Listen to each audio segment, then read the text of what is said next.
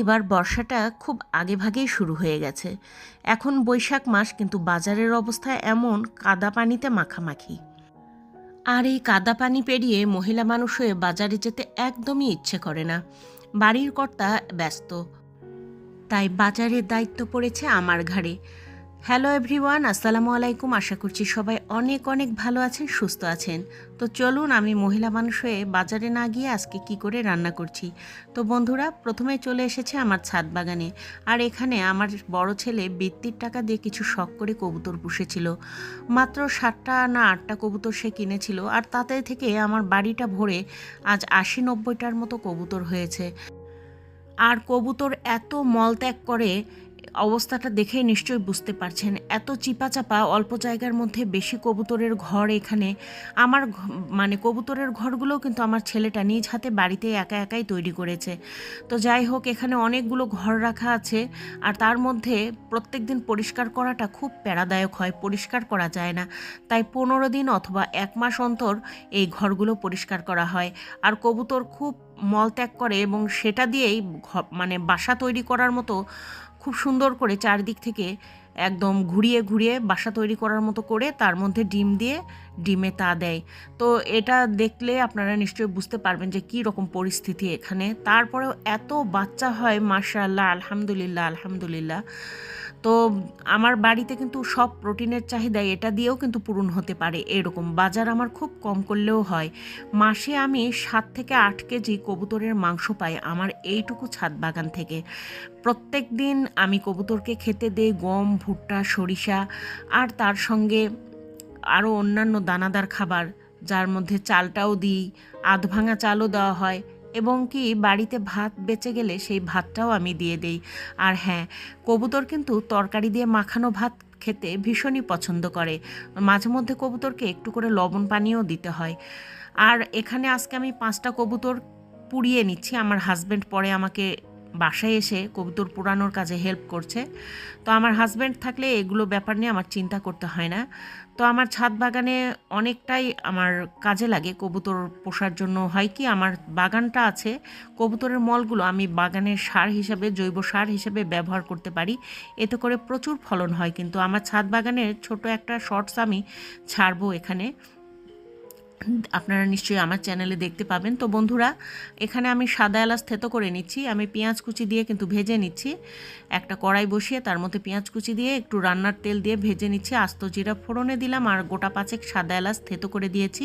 এতে করে অল্প মশলাতে খুব ভালো ফ্লেভার হবে। আর দারুচিনি একটা বড় ছোট 4 টুকরা করে ভেঙে দিয়েছি। আদা রসুন জিরা বাটা দিয়ে দিলাম। আমি কিন্তু জিরা বাটাটা খুব বেশি খাই না, মিডিয়াম জিরা বাটা দিয়ে আমি আদা রসুনের সঙ্গে একটু বেটে নিই। আর তার সঙ্গে একটুখানি কাঁচামরিচ বাটা দিয়েছি। একটু সাদাটে বর্ণের দেখাচ্ছে, ওটাই আসলে কাঁচামরিচ বাটা। তো ভাজা জিরাটা আমার তরকারিতে বেশি পছন্দ। আমি মাছের ঝোলেও ভাজা জিরা পছন্দ করি, এবং মাংসের তরকারিতেও ভাজা জিরা পছন্দ করি। তো যাই হোক, আমি একটুখানি হলুদ, লবণ, মরিচ, গুঁড়া মরিচ আর কি দিয়ে এটা আবার একটু নাড়াচাড়া করে, আগে থেকেই পিস পিস করে কেটে রাখা হয়েছিল কবুতরের মাংস আর একটুখানি আলু।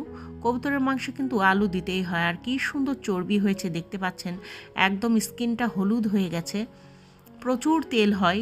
ভালোভাবে খাওয়ালে কবুতরের বাচ্চাটা খুবই ভালো হয়, ভালো কোয়ালিটির বাচ্চা হয়। তো দেখতেই পাচ্ছেন, আমি কিন্তু খুব সুন্দর করে মশলার সঙ্গে মিশিয়ে নিলাম। খুন্তিটা ধুয়ে খুবই অল্প পরিমাণে একটু পানি দিয়েছি, দেখতেই পাচ্ছেন।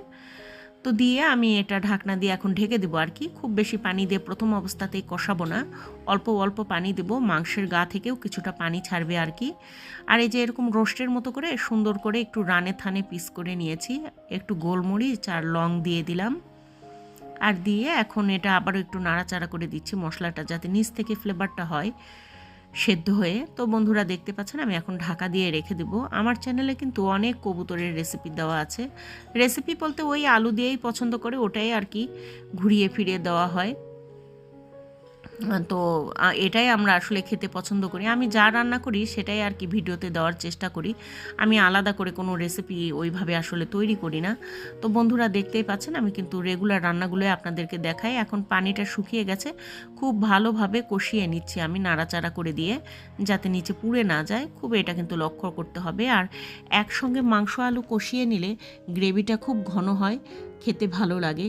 যেহেতু কবুতর পাখির মাংস, এটাতে খুব বেশি মাংস থাকে না, তো খুব ছোট ছোট পিস হয় আর কি, টুকরাগুলা মাংসের লেয়ারটা খুব অল্প হয়, তো সেই জন্য একটুখানি আলু দিলে খেতে ভালো হয়। আর খুব ভালোভাবে কষিয়ে নেওয়ার পর ঝোল দিয়েছিলাম, তো খুব সুন্দর হয়ে সেদ্ধও হয়ে গেছে, ঝোলটা কমে যে এরকম মাখো মাখো পর্যায়ে এসেছে। এই মুহূর্তে আমি বেশ খানিকটা ভাজা জিরার গুঁড়া দিয়ে দিলাম। ওই যে বললাম না আমি জিরার গুঁড়াটা ভাজাটা বেশি পছন্দ করি, তাই আমি কাঁচা জিরার গুঁড়া খুব বেশি তরকারিতে দেই না, হঠাৎ মঠাৎ দেই আর কি। তো আমি ভাজা গুঁড়াটাই বেশি পছন্দ করি। আর রান্নাটা একদম কমপ্লিট হয়ে গেছে। তো বন্ধুরা, এরকম ছোটোখাটো রেসিপি এবং দৈনন্দিন রেসিপি যেগুলো আমাদের লাগে আর কি জীবনে, তো এইরকম ছোটোখাটো রেসিপিগুলোই আমার বেশি করা হয় আর কি। আমরা যা খাই, যেটা রান্না করি সেটাই দেখানোর চেষ্টা করি। গেল মাসে আমার বাবা মারা গেছেন 26 তারিখে। তো আমি এতটাই শকড হয়েছিলাম যে আমি ইউটিউব, ফেসবুক কোনোখানে একদম কাজ করতে পারিনি। ইউটিউবের কাজটা আমি অনেক দিন থেকে রেগুলার করিনি। তো যাই হোক, এখন খুব খারাপ লাগে, তাই ভাবছি আবারও কাজে ফিরবো। তো সবাই একটু সাপোর্ট করবেন বন্ধুরা, সবাই সাবস্ক্রাইব করবেন। ভালো থাকবেন, আল্লাহ হাফেজ।